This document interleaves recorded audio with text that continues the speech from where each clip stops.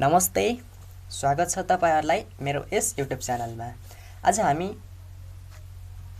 Crawl र tube well के हो त्यसको बारेमा सिक्न गइरहेको छौं। सो हाम्रो यो पार्ट 1 को भिडियो रहेको छ। सो ढिला नगरिकन स्टार्ट गर्छौं। What is crawl draw? Crawl draw भनेको के हो त भन्दाखेरि क्रल ड्र भनेको क्रल कर्पोरेसन कम्पनीद्वारा बनाएको एक शक्तिशाली भेक्टर ग्राफिक डिजाइन सफ्टवेयर हो। यो क्रल र टुबेललाई चाहिँ कसले बनाएको त भन्दाखेरि क्रल कम्पनीले बनाएको एक ग्राफिक डिजाइन सफ्टवेयर हो। यसको प्रयोग चाहिँ कहाँ गरिन्छ त भन्दाखेरि ब्यानरहरू डिजाइन गर्नको लागि, जुन चाहिँ ठुला कम्पनीहरूले बनाएका हुन्छन्, लोगो डिजाइन गर्नको लागि, विभिन्न पोस्टरहरू डिजाइन गर्नका लागि, विभिन्न कार्डहरू डिजाइन गर्नको लागि क्रल ड्रको प्रयोग चाहिँ गरिन्छ।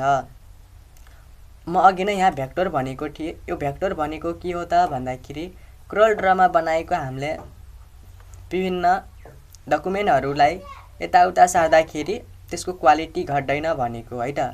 सो यो त भयो हाम्रो क्रल ड्रको केही सामान्य जानकारीहरू। अब हामी जान्छौं आफ्नो कम्प्युटरमा क्रल ड्र कसरी ओपन गर्ने। क्रल ड्र ओपन गर्नका लागि हामी जान्छौं यहाँ टाइप हियर टु सर्च मा क्लिक गर्ने। यहाँ सर्च गर्नुपर्ने हुन्छ हामी COREL crawl DRAW crawl draw search गरेर इन्टर गर्दाखेरि हाम्रो क्रल ड्र टुबेल चाहिँ ओपन हुन्छ। र फाइनल्ली मेरो क्रल ड्र ओपन भइसक्यो। यो भयो स्टेप नम्बर 1।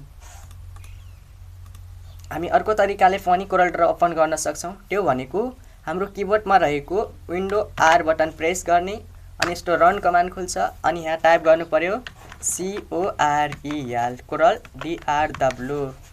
यहाँ हामी ए चाहिँ टाइप गर्नु भएन है। क्रल ड्रको स्पेलिङ हुन्छ COREL DRAW, तर हामीले यहाँ सर्च गर्दाखेरि ए सर्च गर्नु हुँदैन। सो यति टाइप गरेर इन्टर गरिहाल्छौं। फाइनल्ली क्रल ड्र टुबेल चाहिँ ओपन भइसकेको छ। र सुरुमा ओपन हुँदाखेरि यस्तो इन्टरफेस खुल्छ अनि यहाँ सानो बक्स जस्तो देखिरहेको छ। यो बक्सको नाम के हो त भन्दाखेरि वेलकम स्क्रिन हो। ठीक छ, यो बक्सको नाम के हो? Welcome screen. अनि यो बक्स भित्र विभिन्न अप्सनहरू छन्। यिनीहरू के हो त म बुझाउँछु। यो न्यू भनेको चाहिँ हामीले कुनै लोगो डिजाइन गर्नु छ, कुनै ब्यानर डिजाइन गर्नु छ भने यो न्यूमा जाने। अनि यहाँ छ अर्को रिसेन्टली युज। रिसेन्टली युज भनेको हामीले भर्खरै अथवा अघिल्लो टाइममा कुन चाहिँ प्रयोग गरेका थियौं, के प्रयोग गरेका थियौं, के बनाएका थियौं, त्यो हेर्नको लागि हामी जानुपर्छ यहाँ रिसेन्टली युजमा।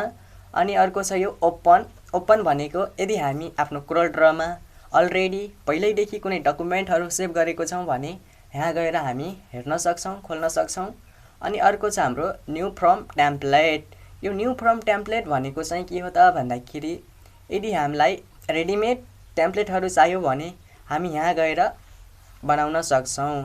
अनि अर्को छ यसको पछाडी क्रल ट्युटर भन्ने।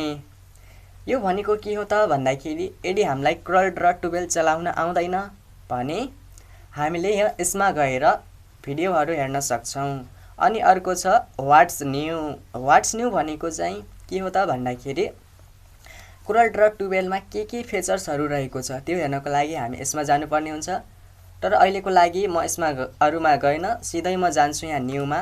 सो न्यूमा क्लिक गरिहाल्छु। न्यूमा क्लिक गरिसकेपछि हाम्रो यस्तो इन्टरफेस खुल्छ।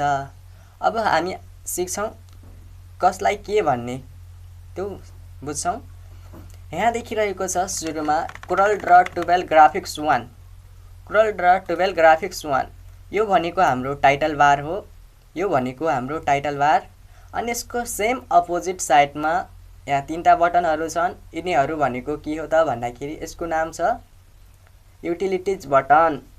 यो मिनिमाइज भनेको के हो त भन्दाखेरि यदि हामीलाई चाहिँ काम गर्दै छौं क्रल ड्र टुबेलमा तर हामीलाई अब यो आवश्यक छैन, क्रल ड्र टुबेल अहिलेको लागि आवश्यक छैन भने हामी मिनिमाइज गरेर कुनै अरुमा काम गर्न सक्छौं। यदि आवश्यक पर्यो भने फेरि हामी यसलाई ल्याउन सकिन्छ। अनि अर्को छ यो रिस्टोर डाउन। रिस्टोर डाउनको मतलब हुन्छ क्रल ड्रलाई ठुलो सानो बनाउने कतिको चाहिएको त्यही अनुसार हामी यसलाई रिस्टोर डाउन गर्न सक्छौँ। अनि यसको पछाडि छ अर्को क्लोज भन्ने, इन्टु भनेको क्लोज। यदि हामी कोरलड्र 12मा काम गरिसक्यौँ, अब कोरलड्रलाई बन्द गर्नु छ भने यहाँ क्लोजमा गएर माउसको राइट क्लिक गरेर यसलाई बन्द गर्न सक्छौँ। तर म अहिलेको लागि बन्द चाहिँ गरेन, त्यो बुझ्नु होला। अनि यसको सेम टाइटल बारको सेम तल फाइल, एडिट, भ्यू, लेआउट यी विभिन्न अप्सनहरू छन्। यसको नाम चाहिँ के हो त भन्दाखेरि यो भनेको मेनु बार हो है। Menu bar, file, edit, view यी सबै लेखेको मेनु बार हो। र यसको सेम तल के छ त भन्दाखेरि यो भनेको standard toolbar, standard toolbar, standard toolbar. अनि यसको पछाडि फेरि यो यता देखिरहेको छ, यो भनेको प्रोपर्टिज बार, प्रोपर्टिज बार हो है। ठिक, यहाँसम्म क्लियर छ? ओके, अब हामी जान्छौँ। यसको तल देखिरहेको छ यो स्केल जस्तो, यो भनेको हाम्रो स्केल बार, स्केल बार हुन्छ है। स्केल बार चाहिँ हाम्रो दुईतिर हुन्छ, यो भनेको एउटा माथि हुन्छ, अर्को यता हुन्छ यो स्केल बार।